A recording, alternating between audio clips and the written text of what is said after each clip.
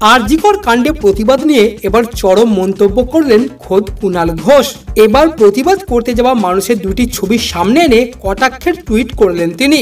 কুণাল ঘোষ বলেছেন, আরজিকর কাণ্ডে বিচার চাইতে যুবভারতীতে চোখে মুখে উদ্বেগ, চিন্তা, অশ্রু। তৃণমূল খুব খারাপ, শুধু আমাদের কমরেডদের অধিকার গভীর শোক প্রকাশ করে ভেঙে পড়ার। আমরাই বিপ্লবী, আর হ্যাঁ, প্রতিবাদটা অরাজনৈতিক। তবে কুণাল ঘোষের এই টুইট ঘুরেই এখন রীতিমতো শোরগোল পড়ে গিয়েছে সোশ্যাল মিডিয়ায়। তবে শুধুমাত্র কুণাল ঘোষ নয়, এই নিয়ে আবার মুখ খুললেন তৃণমূল বিধায়ক তথা বর্ষিয়ান নেতা মদন মিত্র।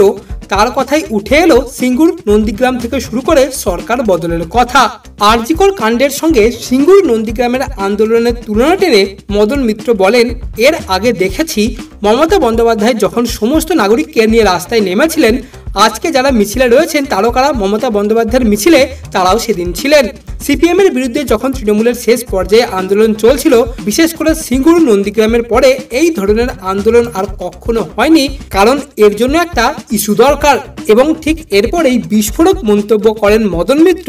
তিনি বলেন, পুলিশ সেদিন যদি গুলি চালাতো তাহলে 500 লাশ পড়ে যেত। এরপর কেউ যদি স্লোগান দিত, এই সরকার গুলির সরকার, অত্যাচারী সরকার মানছি না, তাহলে আমরা বুঝতাম। যদি কারো সরকার বদলের দরকার হয় তাহলে 2026 সালে আবার ভোট রয়েছে, সেখানেই আপনারা দেখিয়ে দেবেন যে আপনাদের প্রতিবাদটা কোথায়। তবে মদন মিত্রের এই মন্তব্যের পরেই রীতিমতো একহাত নিয়েছে গোটা বিজেপি শিবির।